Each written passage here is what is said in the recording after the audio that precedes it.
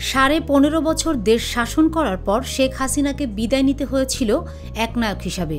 ছাত্র ও গণ আন্দোলনের মুখে তার শাসনের পতনের পেছনে একঘেয়েমি, অহংকার ও অতি আত্মবিশ্বাস অন্যতম কারণ ছিল।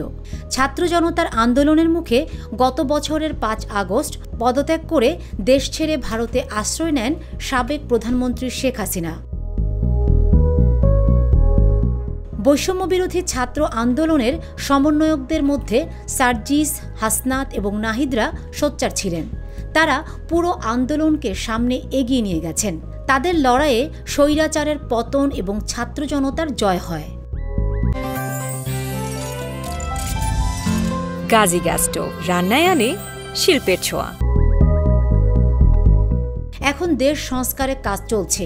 আওয়ামী লীগের ভবিষ্যৎ প্রশ্নে এবার সামাজিক যোগাযোগ মাধ্যম ফেসবুকে একটি বার্তা দিয়েছেন শেখ হাসিনার পতনে নেতৃত্ব দেওয়া হাসনাত আব্দুল্লাহ। তিনি লিখেছেন, আওয়ামী লীগের চ্যাপ্টার ক্লোজড। তার ওই পোস্টটি মুহূর্তেই ব্যাপক সাড়া ফেলেছে, যেখানে অনেকে মনে করছেন হয়তো খুব শীঘ্রই আওয়ামী লীগের ব্যাপারে চূড়ান্ত সিদ্ধান্তে পৌঁছাতে পারে রাজনৈতিক দলগুলো, আসতে পারে নিষেধাজ্ঞাও। কারণ আমরা সবাই জানি ইতোমধ্যেই ছাত্রলীগকে নিষিদ্ধ করা হয়েছে।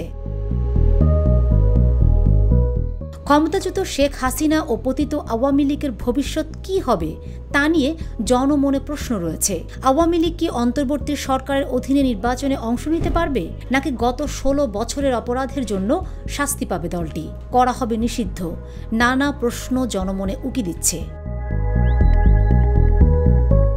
এসব নিয়ে রাজনৈতিক দলগুলো দ্বিধা বিভক্ত।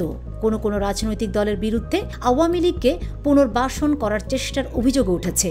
যা নিয়ে হাসনাত আব্দুল্লাহ তার ফেসবুকে শুক্রবার 14 মার্চ মধ্যরাতে এক পোস্টে লিখেন, যে পথ দিয়ে আওয়ামী লীগ পালিয়েছে ঠিক সেই পথ দিয়েই আওয়ামী লীগকে ফেরানোর ষড়যন্ত্র করা হচ্ছে।